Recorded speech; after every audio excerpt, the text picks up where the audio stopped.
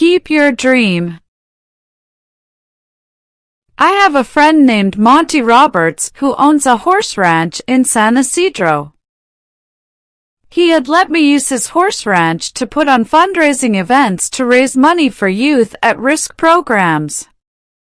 The last time I was there, he introduced me by saying, "I want to tell you why I let you use my horse ranch." It all goes back to a story about a young man who was the son of an itinerant horse trainer who would go from stable to stable, racetrack to racetrack, farm to farm, and ranch to ranch, training horses. As a result, the boy's high school career was continually interrupted. When he was a senior, he was asked to write a paper about what he wanted to be and do when he grew up. That night he wrote a 7-page paper describing his goal of someday owning a horse ranch. He wrote about his dream in great detail, and he even drew a diagram of a 200-acre ranch, showing the location of all the buildings, the stables, and the track. Then he drew a detailed floor plan for a 4,000-square-foot house that would sit on a 200-acre dream ranch. He put a great deal of his heart into the project, and the next day he handed it in to his teacher. 2 days later, he received his paper back. On the front page was a large red F with a note that read, "See me after class." The boy with the dream went to see the teacher after class and asked, "Why did I receive an F?"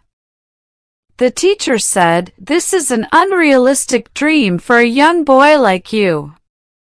You have no money. You come from an itinerant family. You have no resources. Owning a horse ranch requires a lot of money. You have to buy the land. You have to pay for the original breeding stock, and later you'll have to pay large stud fees.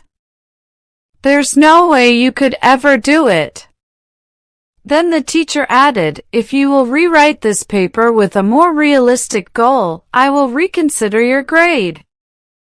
The boy went home and thought about it long and hard. He asked his father what he should do. His father said, "Look, son, you have to make up your own mind on this. However, I think it is a very important decision for you."